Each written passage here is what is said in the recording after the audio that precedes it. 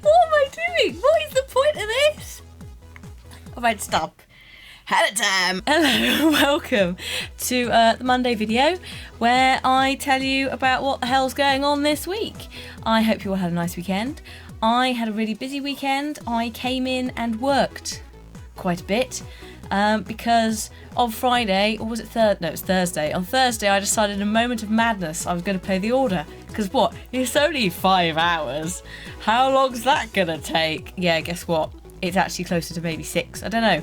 I'm 5 hours in. I can see an end in sight. But yeah, so like I've doubled my workload in a moment of madness by going, yeah, sure, let's just record more and put out twice as many videos. Good job. But it does seem to work well on YouTube, much like Beyond Two Souls did. So I'm glad you guys are enjoying it and also can watch it without having to buy a PS4, because that's the other thing, a PS4 exclusive. Anyway, so yeah, that's going to go out. That's going to keep going out because why not? I've recorded it. I may as well just dump it out at the 8:30 slot. So keep an eye out for that. I think there may be an exception. It might be Wednesday it doesn't come out. I could be wrong. I have to check my schedule later in the week because magical things may happen, but I don't know yet. Moving on to said schedule. I got my post-its. I'm so prepared. More of the Overworld highlights, so if you missed those, you can check them out on the channel. There should be another one tomorrow, so there's 2. Thank you to everyone who came and watched, by the way. I hope you enjoyed it, especially the Dungeon Keeper fans. A lot of you were sort of going, actually, I wasn't sure about this game at first when I first saw it early on, but now it's shaping up, so I'm pleased. So thanks for that, and thanks for the devs as well, who said they might balance level 4 as well. As a result of my ineptitude. So yeah, I hope you guys enjoyed that. You can watch the full thing on Yogs Live. Most of the time I'd ask that you don't and you watch it here if you have the option, just because here is where I make my money, and also it's an active channel, whereas Yogs Live is sort of an archive channel. So in terms of things like numbers and things like that, it kind of works a little bit better for viewing active interest. But if you want to watch the full thing, completely understand. Instances like this. Solarix is a kind of different example because most of that we did put up on this channel. But yeah, play it by ear, just keep an eye out on both. What else we got? There will be more Forest with Sips tonight, the final episode. In theory, we'll do some more. It all depends on if I can grab him before he goes away somewhere to do it, and if I can save the save before my next group of guests. I don't know why I was going to go group, because they are a group.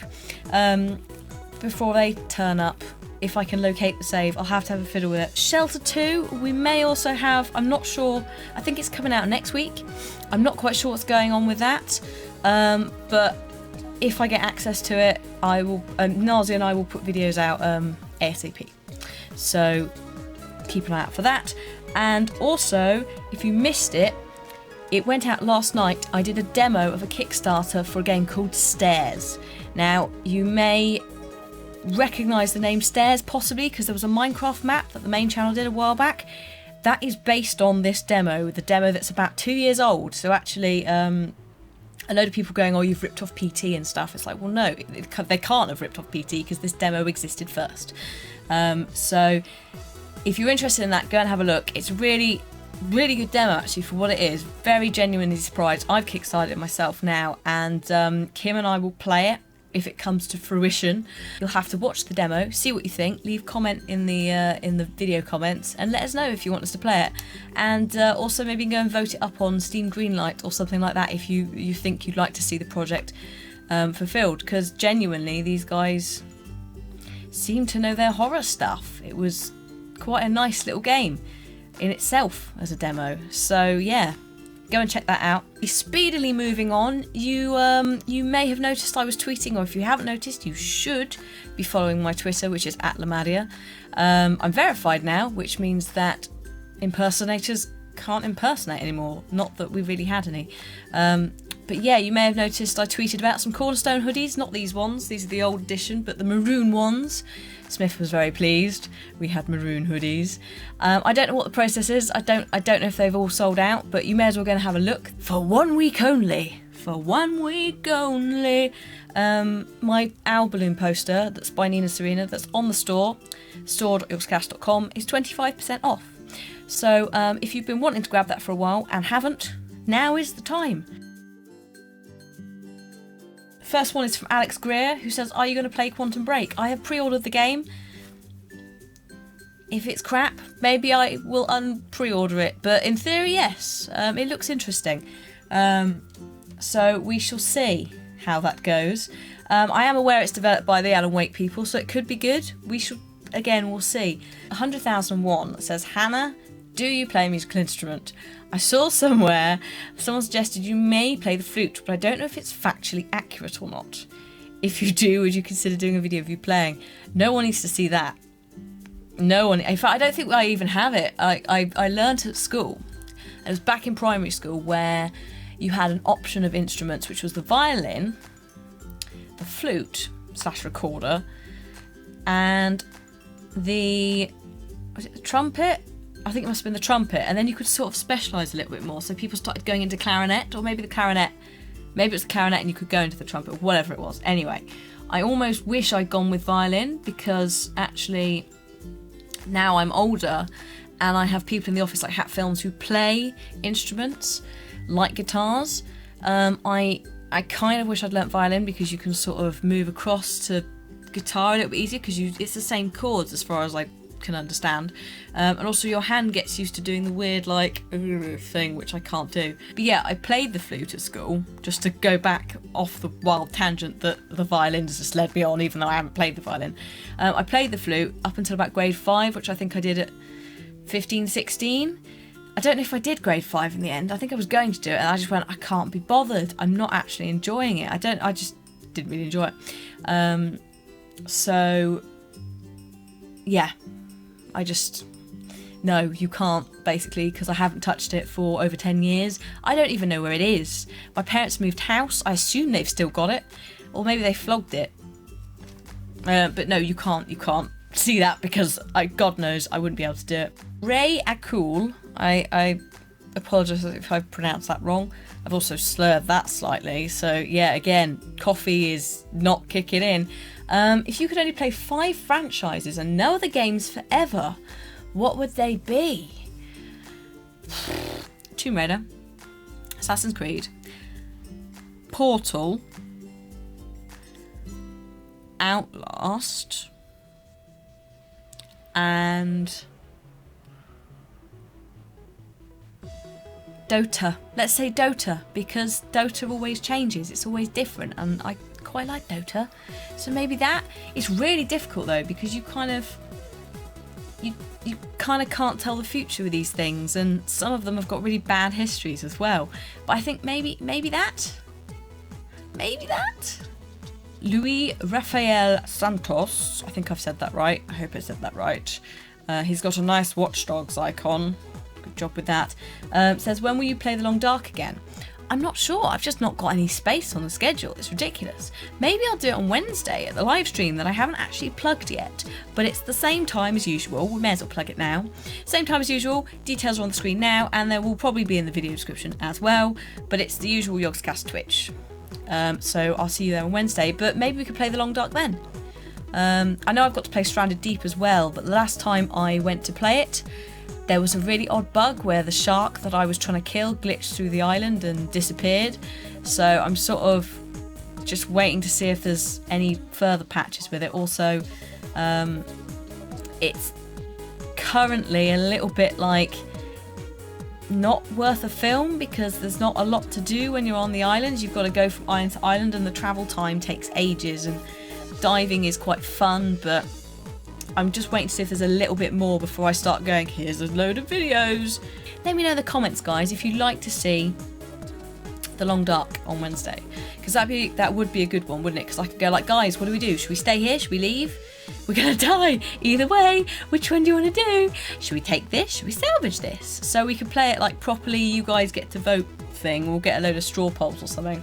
Maybe. We'll see. Scott Williams. This is a question. Who do you think will die, if anyone, in the next episode of Game of Thrones, including both playable and non-playable characters? I don't know. Now, the problem is, George R.R. Martin has just gone on record as saying, in the TV show, people who don't die in the books are going to die. It's like, I'm sorry, what? What's happening now? How does this work? You're going to change the entire story, are you? Okay. How about instead of that, you concentrate on writing the next goddamn book before you die, and then we never get the end? It's really hard to tell. You just don't know. I mean, I can sort of see various things happen. We know that in King's Landing there is someone after us, so there's possibility there of death. There's a possibility that is it Sarah? Yes, Sarah, isn't it? Who's our fellow handmaiden, but also Sarah Flowers. There's a possibility like maybe she'll die because, you know, expendable and something. I don't know. Maybe Beska as well. It's a really hard one to sort of say, or maybe like our uncle that's come to get Asher. I wish I knew. I have no idea. And the problem is, if they're going to start throwing it up and changing the books, it's very likely we're going to see that effect in the game as well. So I might, for example, not suspect it's not going to happen. He would be mad to make it happen, but Tyrion, for example, could die. If he kills off Tyrion and Peter Dinklage, that's the silliest idea ever. So I don't know. It's a really good question, and I wish I knew. I kind of hope who I don't want to die. I don't want Ramses to die. As much as he's a dick, I would like Whitehall to die. Oh, if he doesn't die the next few episodes, I'm going to be really angry. But I just don't know now. Now he's said that on record, it's just thrown a spanner in the works of my logic of this person's still alive in book 6. Next question is from Dead Strike 9, who asked a question that is completely the opposite to what I expected from that name. It's who's your favourite and worst character from Once Upon a Time? It's back on the 1st of March, I think, with lots more villains, because villains are the sort of thing I love. I love Rumpelstiltskin because it's Robert Carlyle. He's amazing. Regina is brilliant. Cora was brilliant in a different way, I think. I'm not quite sure about her. And I'm also excited to see how the lady that played Pam from True Blood is going to play Maleficent.